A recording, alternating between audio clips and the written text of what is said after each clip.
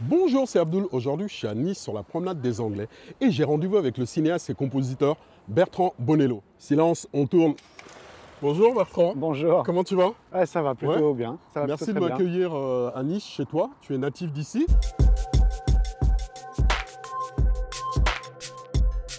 J'ai quitté Ça. Nice il y a longtemps, mais Mhm. j'ai grandi ici. Et tu as des souvenirs encore de ton enfance niçoise? Bah, quand même, parce que je suis parti à 18 ans, donc oui, oui, j'ai beaucoup de souvenirs ici. Tu as encore des amis ici ou pas?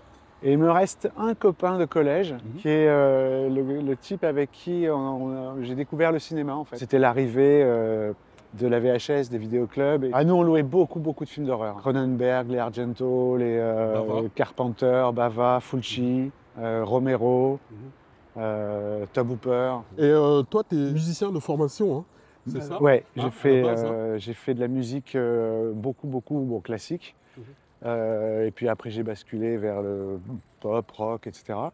Et quand je suis arrivé à Paris, je suis devenu ce qu'on appelle musicien de studio. Donc j'accompagnais des artistes soit sur scène, soit en studio. Ouais, et notamment Françoise Hardy. Tu peux me raconter la collaboration avec elle?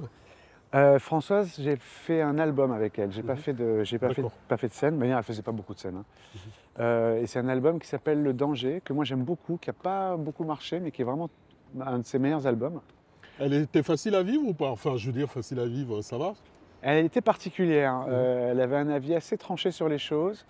Moi, je m'entendais bien avec elle. Elle était assez drôle. Parfois contre son gré, mais elle est Ouais, assez c'est drôle. vrai. Ouais.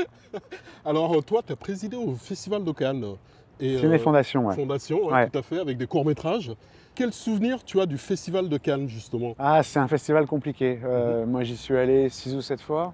Enfin, avec des films, hein.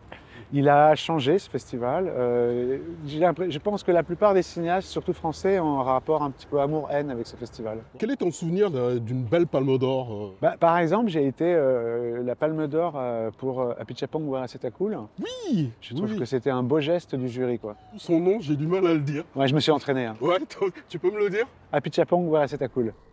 Toi, tu as fait l'Apollonide. Je vais te faire un aveu. Ouais. C'est un de mes films préférés. Parce que Ah je bah, trouve écoute, que ce film est une peinture. ouais, Si ouais. tu peux me permettre, déjà, en plus, tu as la composition de la musique. Ouais. Et puis les actrices, quoi, elles sont formidables. Hein. Afsia Herzi, Jasmine Trinka, Céline Salette. Et tu as aussi Adèle Hanel. Ouais. Ouais.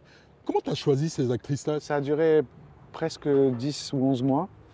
Parce qu'en fait, il fallait des filles qui soient très bien et il fallait un groupe qui soit très bien.